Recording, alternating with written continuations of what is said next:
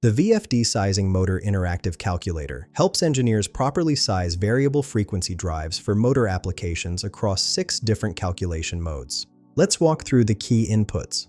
First, select your calculation mode from 6 options. Calculate VFD Current Rating, Calculate VFD Power Rating, Calculate Maximum Motor Power, Calculate Overload Requirements, Calculate Input Cable Sizing, or Calculate System Efficiency and Losses. For this demo, we'll use Calculate VFD Current Rating. Next, choose your phases, either 3-phase or single-phase. We'll select 3-phase.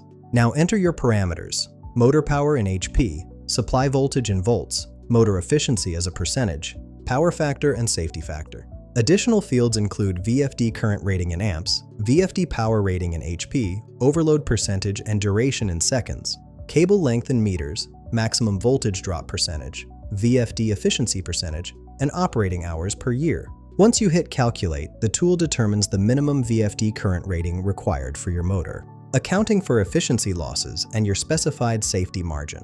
This ensures your VFD can handle the motor's full load current plus any temporary overloads, preventing undersizing that could lead to drive trips or failures. Find the link in the description below.